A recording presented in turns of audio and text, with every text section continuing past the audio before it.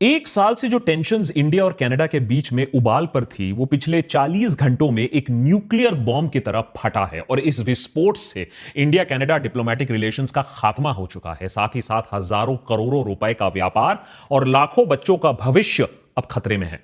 Canada ने भारत सरकार के ऊपर काफी संगीन आरोप लगाए हैं कि वो कैनेडियन खालिस्तानी सिंपथाइजर्स को कनाडा के सरजमीन पर ट्रैक करते हैं, लॉरेंस बिश्नोई जैसे गैंगस्टर्स की मदद से उन्हें मार डालते हैं और कनाडा के डेमोक्रेटिक प्रोसेस में दखलंदाजी कर रहे हैं।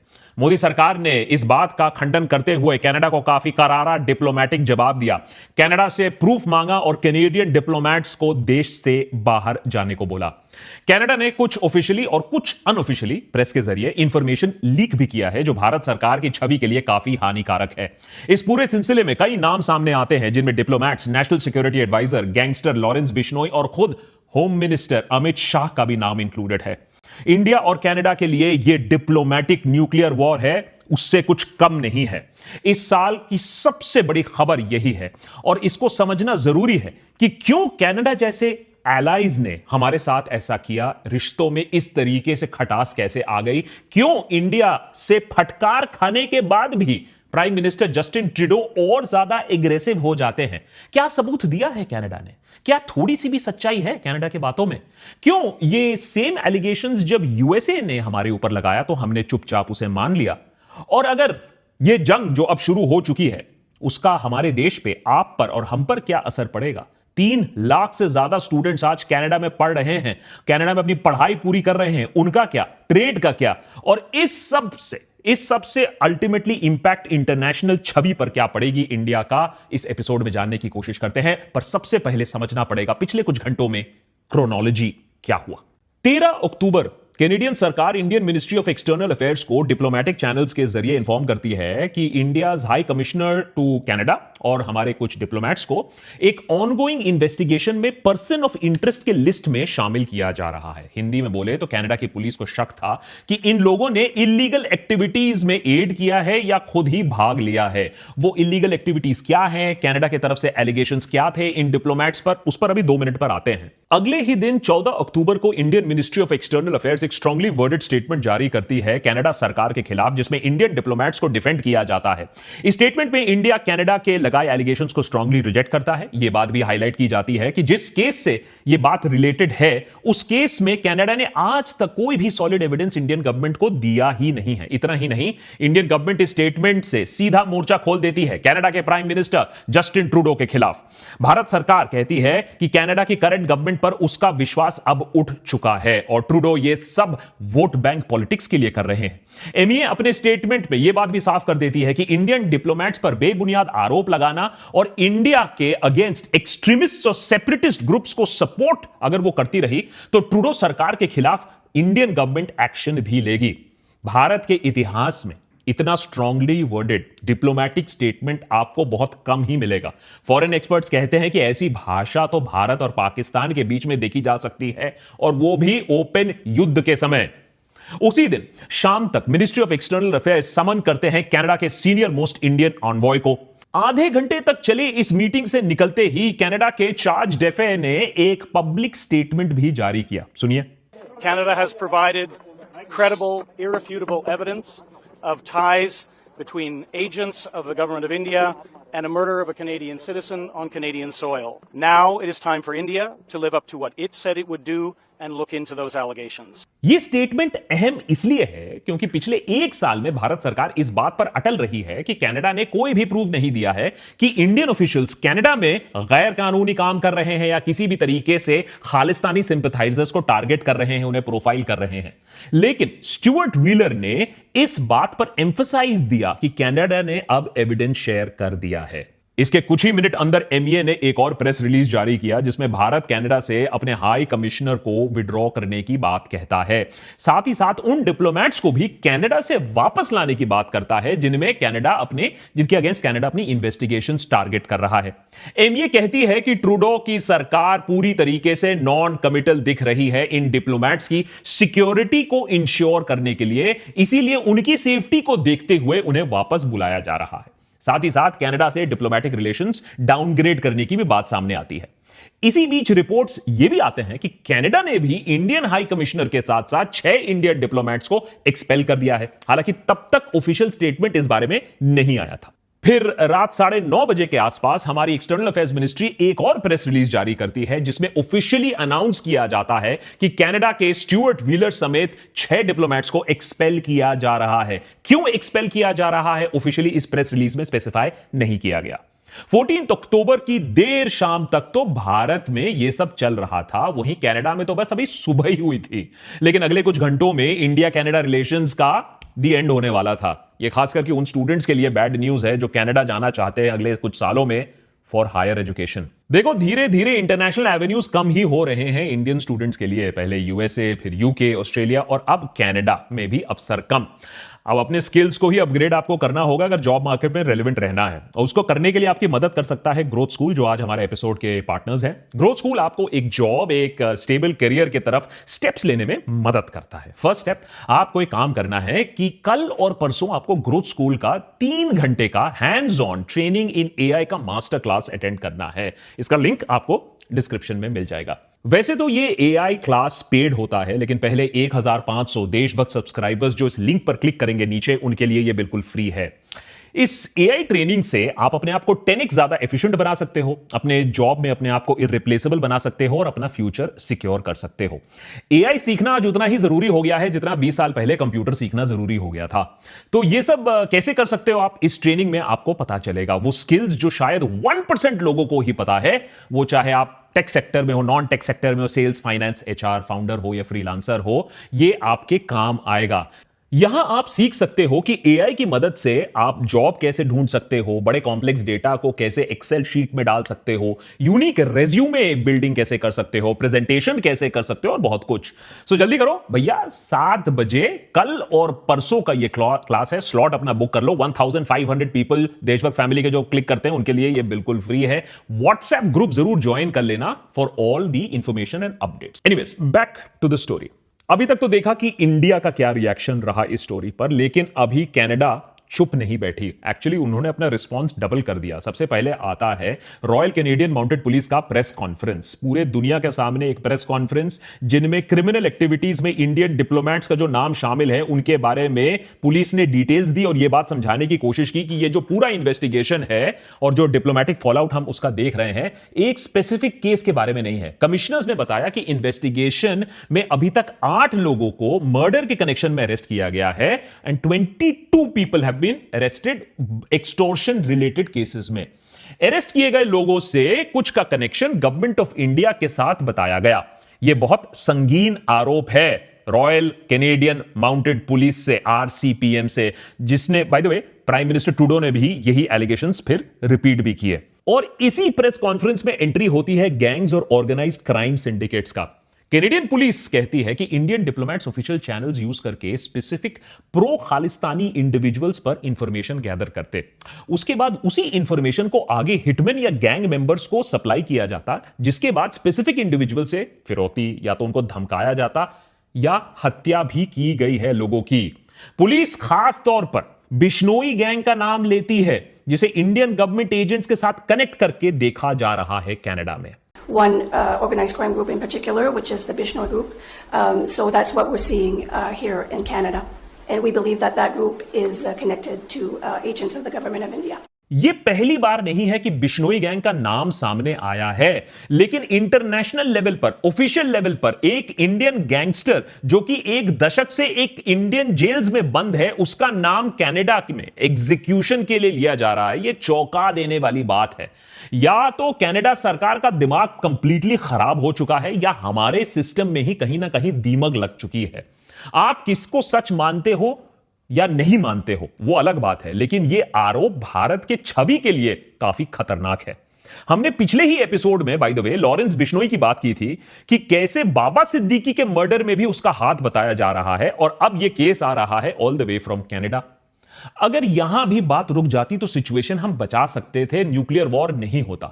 लेकिन फिर इस प्रेस कॉन्फ्रेंस के कुछ ही देर बाद खुद प्राइम मिनिस्टर ट्रूडो अपने फॉरेन मिनिस्टर और पब्लिक सेफ्टी मिनिस्टर के साथ एक जॉइंट प्रेस कॉन्फ्रेंस करते हैं। इस जॉइंट प्रेस कॉन्फ्रेंस में कनाडा कुछ और एलिगेशंस लगाता है इंडियन गवर्नमेंट और हमारे डिप्लोमेट्स के ऊपर कि कैसे पुलिस के इन्वेस्टिगेशन के दौरान ऐसे लिंकेजेस गैदर हुए जो गवर्नमेंट ऑफ इंडिया के एजेंट्स को इन्वॉल्व दिखाते हैं क्रिमिनल एक्टिविटीज में। इन्वेस्टिगेशंस को आगे बढ़ने के लिए पुलिस को डिप्लोमेटिक स्टाफ से बातचीत करने की जरूरत महसूस हुई, लेकिन डिप्लोमेट्स तो कोई आम इंसान होते नहीं हैं। उनको सीधा पुलिस जाकर छानबीन नहीं कर सकती, उनके घर पर धमक नहीं सकती है, उनको समन नहीं जारी कर सकती है। डिप्लोमेट्स के पास डिप्लोमेटिक इम्यूनिटी होती है, तो किसी भी क्रिमिनल इन्वेस्टिगेशन में वो शामिल नहीं हो सकते। इसीलिए कनाडा ने पहले भारत सरकार से रिक्वेस्ट किया कि स्पेसिफिक स्टाफर्स की इम्यूनिटी वेव ऑफ कर दी जाए, जिनका नाम इस इन्वेस्टिगेशन में सामने आए, जिससे कि उनसे पूछताछ हो पाए। लेकिन कनाडा का कहना है, उनका यह क्लेम है, उनका यह दावा है कि इंडिया ने इस सब के लिए अग्री नहीं किया, जिसके बाद इन लोगों को ऑफिशियली पर्सन्स ऑफ इंटरेस्ट की श्रेणी में डाला गया। और उसके बाद आपने देखा जो ड्रामा हुआ पिछले कुछ घंटों में। जो सबसे बड़ी बात इस प्रेशर में सामने आई वो यह है कि कनाडा ने ऑलरेडी इन 6 डिप्लोमेट्स को एक्सपेल करने का डिसीजन कन्वे कर दिया था बिना पब्लिकली अनाउंस किए। साथ ही साथ कनाडा साफ तौर पर यह बात भी दिखा रही है, सॉर्ट ऑफ धमका रही है इंडिया को कि हमें इतने हल्के में मत लो। हम G7 अपने एलाइज और 5 आईज जैसे ग्रुप पार्टनर्स के साथ मिलकर और भी एक्शंस ले सकते हैं इंडिया के खिलाफ, अगर इन्वेस्टिगेशन में कोऑपरेशन नहीं मिला। यहां पे सैंक्शंस लगाने तक की बात रूल आउट नहीं की गई है, तो हमें तैयार रहना होगा एक लॉन्ग डिप्लोमेटिक स्टैंड ऑफ के लिए। तो क्या कनाडा झूठ बोल रहा है? क्या ट्रूडो की डोमेस्टिक पॉलिटिक्स उसके लिए इतनी जरूरी हो गई कि उसने इंडिया के साथ रिलेशंस तहस नहस करने का सोच लिया है? इसको समझने के लिए 2 मिनट के लिए हमें पन्नू केस के बारे में भी बात करना होगा, क्योंकि जिस समय भारत सरकार कनाडा के साथ एक विश्व युद्ध लड़ रहा है सिख सेपरेटिस्ट के मामले को लेकर, कनाडा के एलिगेशंस का खंडन कर रहा है, ठीक उसी समय यूएसए के साथ शांति की बहाली की कोशिश चल रही है। जबकि अमेरिका ने ठीक वैसे ही आरोप लगाए हैं पन्नू केस में, जैसा कि कनाडा ने लगाए निज्जर केस में। अमेरिका के डिपार्टमेंट ऑफ जस्टिस ने पाया कि एक इंडियन ऑफिसर पन्नू को एलिमिनेट करने की कोशिश कर रहा था। अब कुछ का तो मानना है कि यह पन्नू एक कार्टून इंसान है, ऐसे ही वीडियो बनाता रहता है, धमकाता रहता है, लेकिन Pannu as a matter of fact India में एक डेजिग्नेटेड टेररिस्ट है। लेकिन वो अभी तो एक अमेरिकन नेशनल है और उसे एक इंडियन एजेंट अमेरिका की सरजमीन पे मार गिराने की कोशिश कर रहा था। वॉशिंगटन पोस्ट पे इस ऑफिसर का नाम विक्रम यादव बताया जाता है। कोर्ट रिकॉर्ड्स में उसे CC1 नामक एक नाम दिया गया है, एनोनिमस नेम। और अब इंडियन गवर्नमेंट ने यूएस अथॉरिटीज को बताया है कि CC1 को अरेस्ट कर लिया गया है और वो अब एक इंडियन गवर्नमेंट ऑफिशियल नहीं है, और भारत सरकार इस बारे में कठोर इन्वेस्टिगेशन भी कर रही है। जिस दिन कनाडा के डिप्लोमेट्स को यहां से देश से बाहर निकाला गया, उसी दिन अमेरिका के सामने भारत ने इस बात को कबूला है कि एक इंडियन एजेंट अमेरिका में एक अमेरिकन सिटीजन को मारने का प्लान बना रहा था। इतना बड़ा फर्क क्यों इंडिया और यूएसए वर्सेस कनाडा में? ठीक है, कनाडा और यूएस अलग अलग देश हैं, उनकी अलग अलग काबिलियत है, लेकिन एक और भी सच है कि कनाडा ने शायद इस मामले को ठीक से हैंडल भी नहीं किया। यूएस ऑफिशियल्स, हमें मालूम है, महीनों से इस इंफॉर्मेशन को शेयर करते आए हैं प्राइवेटली, और डिपार्टमेंट ऑफ जस्टिस के इंडाइटमेंट के बाद मैटर पब्लिक में आई। वो तो इन्वेस्टिगेशन हो रहा था, ठोस सबूत ऑलरेडी मौजूद था। ट्रूडो, गलती उनकी यह है कि सीधे कैनेडियन पार्लियामेंट पहुंच जाते हैं। याद है 1 साल पहले, अगर याद नहीं है तो एक एपिसोड हमने पूरा बनाकर रखा था, उसको देख लीजिएगा। और पार्लियामेंट में सीधे जाकर वहां बॉम्ब गिराते हैं कि ये कहते हैं कि नहीं, हमारे पास सबूत है कि गवर्नमेंट ऑफ इंडिया इन्वॉल्व्ड है, यहां जो मर्डर हो रहे हैं सिख सेपरेटिस्ट के। पूरा एपिसोड है, इसमें डिटेल में देखिएगा कि किस तरीके से 1 साल पहले यह बम इनिशियली फूटा था और कनाडा ने किस तरीके से इंफॉर्मेशन तब शेयर करने से मना कर दिया था, जिससे डिस्ट्रस्ट और बढ़ गया, जिसके वजह से आज हम इस सिचुएशन में आ चुके हैं। सवाल अब यह उठता है कि अगर प्रूफ अब कनाडा ने दिया है, तो क्या सच में जैसे अमेरिका में हमने देखा वैसे ही कनाडा में कोई एजेंट था, रोग एजेंट था, जो ये ऐसा कोशिश कर रहा था सेपरेटिस्ट के अगेंस्ट? और अगर ऐसा एजेंट था तो क्या हमारे सरकार को इस बारे में बात मालूम थी या नहीं? सवाल ये अब आता है। इंडिया कनाडा के बीच में जो न्यूक्लियर बॉम्ब अभी फटा है वो एकदम से तो फटा नहीं। उसकी उल्टी गिनती शुरू होती है 18 जून 2023 को, जब खालिस्तानी टेररिस्ट हरदीप सिंह निज्जर को कनाडा के सरी शहर के गुरुद्वारे के बाहर गोली मारकर उनको मार डाला जाता है। निज्जर एक कैनेडियन सिटीजन थे, तो अलग अलग मीन से, लेकिन वो भारत में उग्रवाद और एक्सट्रीमिज्म को बढ़ावा देना चाहते थे। इस मर्डर के 3 महीने बाद प्राइम मिनिस्टर ट्रूडो 18 सितंबर को कैनेडियन पार्लियामेंट में एक बड़ा बॉम्ब ड्रॉप करते हैं, जिसमें वो क्लेम करते हैं कि कनाडा के पास क्रेडिबल इंफॉर्मेशन है कि इंडियन गवर्नमेंट एजेंट्स को निज्जर के मर्डर से वो जोड़ सकते हैं, क्योंकि उनके पास वो एविडेंस है। अगले ही दिन भारत सरकार की तरफ से इस क्लेम को काफी क्लियरली रिबट किया जाता है। भारत ने इन क्लेम्स को एब्सर्ड और बेबुनियाद बताया। ट्रूडो के ने पार्लियामेंट वाले इस बयान के ठीक 2 दिन बाद एक और खालिस्तानी एक्टिविस्ट सुखदूल सिंह कनाडा के विनिपेग में उनकी भी मौत हो जाती है, उन्हें भी मार डाल दिया जाता है। इधर डिप्लोमेटिक फ्रंट पर बात और बिगड़ने लगती है। कनाडा ने एक इंटेलिजेंस चीफ को एक्सपेल कर दिया, जिसके बाद इंडिया ने भी सीनियर कैनेडियन डिप्लोमेट्स को देश से बाहर निकलने को बोला। सितंबर के बाद इंडिया और कनाडा दोनों ही इस पूरे केस को एग्रेसिवली परस्यू करते आए हैं। शुरू से ही इंडिया कनाडा में बढ़ रहे खालिस्तानी एक्सट्रीमिस्ट फोर्सेस को लेकर कनाडा को कटघरे में खड़ा करता आया है। पिछले साल Indira Gandhi assassination Tableau, embassies के बाहर हो रहे प्रोटेस्ट के बाद इंडिया ने अपने स्टैंड्स को और भी ज्यादा वोकल करना शुरू कर दिया। इंडिया की डिमांड काफी साफ थी, वैसे क्लियर थी, कि कनाडा अपने देश में बढ़ रहे एक्सट्रीमिज्म को कर्ब करे, एंटी इंडिया एक्सट्रीमिज्म, टेररिज्म को वोट बैंक की तरह बढ़ावा ना दे।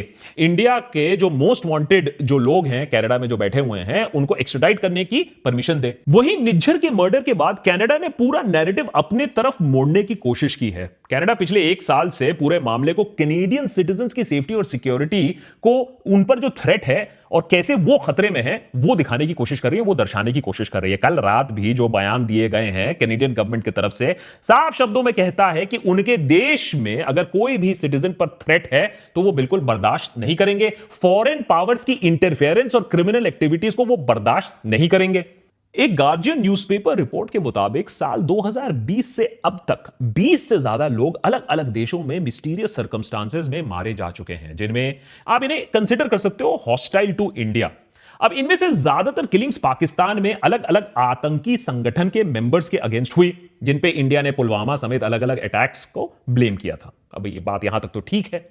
फिर ईयर 2020 दिल्ली फार्मर प्रोटेस्ट के बाद फोकस कहीं ना कहीं खालिस्तानी ग्रुप्स पर शिफ्ट होती है। इन किलिंग्स में सबसे पहला नंबर आता है परमजीत सिंह पंजवार का, जिन्हें पिछले साल मई के महीने में लाहौर में मार दिया गया। फिर यूके में बैठे कुछ खालिस्तानी ऑपरेटिव्स को धमकियां आनी शुरू हुई और फाइनली कनाडा में निज्जर और सुखदूल का मर्डर हमें दिखने को मिला। अब गार्जियन रिपोर्ट क्लेम करती है कि इन किलिंग्स के जो ऑर्डर्स हैं वो टॉप इंडियन ऑफिशियल से ही आए हैं। वहीं अब वॉशिंगटन पोस्ट की रिपोर्ट कहती है कि कनाडा में निज्जर हत्याकांड के तार सीधे होम मिनिस्टर अमित शाह से जुड़े हुए हैं। अब बात यह सच है या नहीं, लेकिन कैनेडियन सोर्सेज अगर ये सारी चीजें वॉशिंगटन पोस्ट को बता रही हैं तो एक बात तो तय है कि हमारे रिलेशंस जो कनाडा के साथ हैं वो अब बिल्कुल बिखर चुके हैं।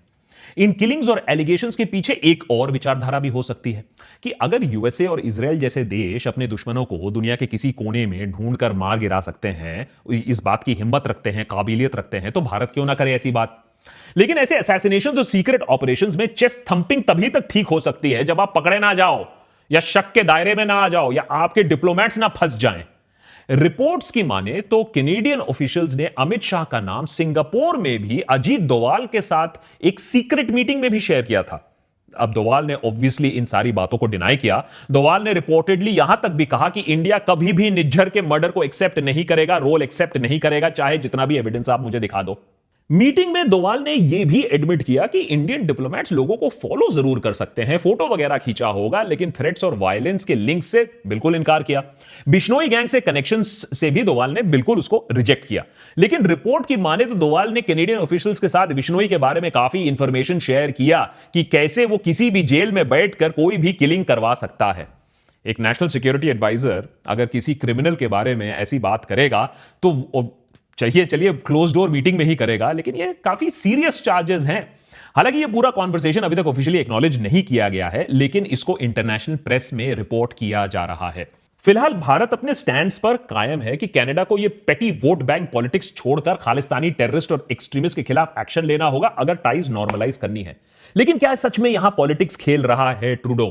क्योंकि अगर आप कैनेडियन पॉलिटिक्स देखो तो सारे पॉलिटिकल ग्रुप्स, चाहे वो पक्ष हो या विपक्ष हो, एक आवाज में सिटीजंस की सेफ्टी और सिक्योरिटी की मांग कर रहे हैं। यहां तक कि कनाडा के ऑपोजिशन लीडर पियर, जो कि ट्रूडो के कट्टर क्रिटिक माने जाते हैं, उन्होंने भी एक स्टेटमेंट, ऑफिशियल स्टेटमेंट रिलीज करके कहा है कि फॉरेन पावर्स की इंटरफेरेंस पर उन्हें आपत्ति है और कैनेडियंस की सेफ्टी को प्रायोरिटाइज करना जरूरी है। तो यह अभी क्लियर नहीं है कि अगर मान लीजिए ट्रूडो अगले साल सरकार हार जाता है, उसकी हार हो जाती है इलेक्शन में, तो सडनली हमारे रिलेशंस कनाडा के साथ ठीक हो जाएंगे या नहीं। अब देखिए, एलिगेशंस जो भी हो, क्या कनाडा इस इशू को बेटर हैंडल कर सकता था? उसका आंसर बिल्कुल हां है। जो बात क्लोज डोर और बैक चैनल डिप्लोमेसी से हो सकती थी वो नहीं हुई। ट्रूडो जाकर इसको पार्लियामेंट में जाकर बात करते हैं, एक इंटरनेशनल इशू बना देते हैं, तो मामला और बिगड़ जाता है।